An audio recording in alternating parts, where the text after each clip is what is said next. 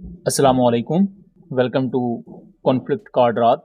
दोस्तों, पाकिस्तान नेवी ने officially PNS Khyber corvette को इंडक्ट कर लिया है और इसकी इंडक्शन सेरेमनी में पाकिस्तान के naval chief sir Naveed Ashraf उन्होंने भी पार्टिसिपेट किया। वहाँ वो चीफ गेस्ट थे। यहाँ उन्होंने एक स्पीच भी की है और पहली दफ़ा पाकिस्तान के नेवल चीफ ने ऑफिशियली क्लेम किया है कि मई 2025 में इंडिया का एयरक्राफ्ट कैरियर आईएनएस विक्रांत वो पाकिस्तान नेवी के टारगेट पर था और पाकिस्तान नेवी की किल रेंज में था, लेकिन वार्निंग देने पर वो वापस चला गया और इसके सैटेलाइट प्रूफ मौजूद हैं। बेसिकली तब हुआ क्या था, पाकिस्तान नेवी के चीफ अब इस चीज को रिवील क्यों कर रहे हैं और पीएनएस खैबर की इंडक्शन के वक्त इस चीज को रिवील क्यों किया जा रहा है, ये काफी ज्यादा मानी खेज है और इसके पीछे भी एक पूरा कॉन्टेक्स्ट है जो समझने की जरूरत है। लेकिन वीडियो में आगे बढ़ने से पहले अगर आप पहली दफा चैनल पर आए हैं तो चैनल को सब्सक्राइब कर लीजिएगा एंड वीडियो पसंद आए तो इसे ज्यादा से ज्यादा शेयर कीजिएगा।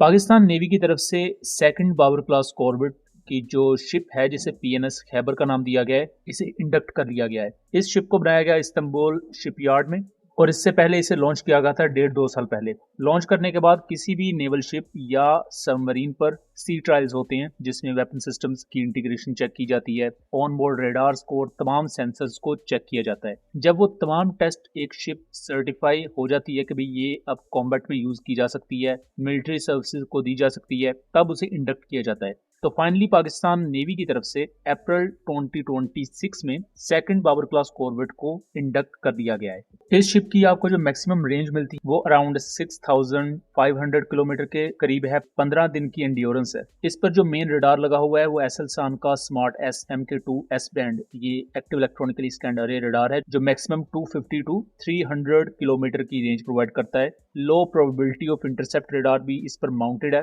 फायर कंट्रोल रडार को ये कैरी करता है जो कि सरफेस टू एयर मिसाइल्स और एंटी शिप मिसाइल्स को गाइड करने के लिए इस्तेमाल किया जाता है। इसके साथ साथ बाबर क्लास कॉर्वेट एक वक्त में 6 टॉर्पीडोज भी कैरी करती है, सोनार को कैरी करती है। ये एंटी सबमरीन रोल में, एंटी शिप रोल में और एयर डिफेंस रोल में इसे यूटिलाइज किया जा सकता है। मतलब ये पाकिस्तान नेवी की मल्टी रोल कॉर्वेट में आती है। इसके साथ साथ इलेक्ट्रॉनिक वॉरफेयर सिस्टम भी इन पर अच्छे इंटीग्रेटेड है जिसकी वजह से काफी ज्यादा इन्हें मदद मिलेगी एनिमी के ब्राह्मस अटैक्स को डाइवर्ट करने में, क्योंकि काइनेटिकली आपके पास सिर्फ 12 सरफेस टू एयर मिसाइल हैं, लेकिन अगर आपकी तरफ ज्यादा एंटीशिप मिसाइल आ रहे हैं फिर आपको अपने इलेक्ट्रॉनिक वॉरफेयर सिस्टम्स को यूज करना पड़ेगा। और उसी कॉन्टेक्स्ट में इसमें Turkish made electronic warfare systems integrated है जिसे हेवलसान का genesis advanced combat management system कहा जाता है और उसी से लिंक्ड आगे ऑन बोर्ड इलेक्ट्रॉनिक सिस्टम और उसी से लिंक्ड आगे on board electronic warfare system. एक वक्त में 6 एंटीशिप मिसाइल्स ये कैरी करती है जिसमें P2A2 मोस्ट प्रोबेबली आएंगे और 12 सरफेस टू एयर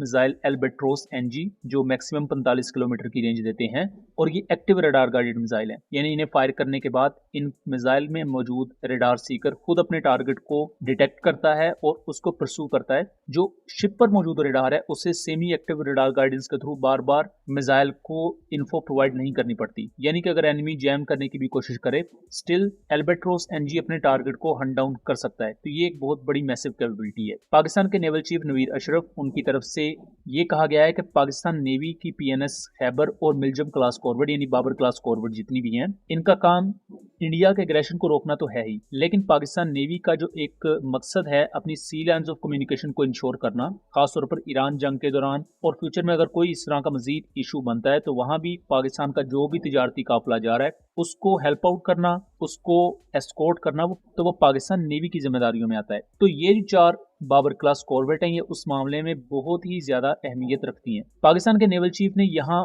पहली दफा तारीख में ये चीज भी कही है कि मई 2025 में इंडिया का एयरक्राफ्ट कैरियर और पूरा बैटल ग्रुप ये पाकिस्तानी पानियों के काफी करीब आ चुका था, बट उस वक्त पाकिस्तान ने इनको काउंटर किया और यहां तक कि इंडिया का एयरक्राफ्ट कैरियर पाकिस्तान नेवी के एंटीशिप मिसाइल्स की रेंज में था और पाकिस्तान नेवी इसको लॉक कर चुकी थी। और पाकिस्तान नेवी की इस डेटरेंस की वजह से इंडियन नेवी ने अपने एयरक्राफ्ट कैरियर को कार्वर बेस पर वापस भेज दिया था। और इसका सबसे बड़ा सबूत उस वक्त सरफेस होने वाली सैटेलाइट इमेजरी है जिसमें आप देख सकते हैं कि पहले एयरक्राफ्ट कैरियर समुद्र में मौजूद है पाकिस्तानी पानियों के करीब, लेकिन अपनी डिप्लॉयमेंट के कुछ दिनों के बाद ही इसे वापस इंडियन नेवी ने अपनी मिलिट्री बेस पर बुला लिया था। उस वक्त ये चीज क्लेम की जा रही थी कि पाकिस्तान नेवी और पाकिस्तान एयरफोर्स एक जॉइंट मिलिट्री रिस्पांस लॉन्च करेंगी जिसमें Pakistan air force CM-400 AKG hypersonic missiles को यूज करेगी और पाकिस्तान नेवी यूज करेगी CM-302 सुपरसोनिक क्रूज मिसाइल को। तो CM-302 supersonic cruise missile basically Pakistan का ही ब्राह्मोस जैसा मिसाइल है। जैसे ब्राह्मोस एक सुपरसोनिक क्रूज मिसाइल है, वैसे ही CM-302 भी एक सुपरसोनिक क्रूज मिसाइल है जो 290 किलोमीटर की मैक्सिमम रेंज देता है। तो ये अपने आप में एक बहुत बड़ी चीज है जो पाकिस्तान नेवल चीफ की तरफ से पहली दफा रिवील की गई है। इससे पहले इंडियन नेवी ने भी अपने PA-टाइप पोसाइडन एंटी सबमरीन एयरक्राफ्ट के कमांडर को गैलेंट्री अवार्ड दिया, वर्जन ये रिवील किया, ये स्टोरी ये बताई अपने लोगों को कि इस PA-टाइप पोसाइडन पर पाकिस्तान ने एक PL-15 long range BBR missile fire किया था, लेकिन उसने अवेसिव मनूवर्स करते हुए उस PL-15 को डॉज कर दिया, जो कि अपने आप में सबसे बड़ी बॉलीवुड लाइक और फेक स्टोरी है, जिसको हमने सबूतों के साथ अपने इस चैनल पर बनाई वीडियो में डिबंक किया हुआ है। उस वीडियो का लिंक डिस्क्रिप्शन में दे दूंगा, जिससे आपको वो पूरी स्टोरी समझने में मदद मिलेगी। सो दोस्तों, ये था एक एनालिसिस। उम्मीद करता हूँ चीजें क्लियर रही होंगी। वीडियो पसंद आई हो तो इसे ज्यादा से ज्यादा शेयर कीजिएगा, ताकि इस तरह की मजीद इन्फॉर्मेटिव वीडियोस हम आपके लिए लेकर आ सकें। मिलेंगे अगली वीडियो में, तब तक के लिए अल्लाह हाफिज।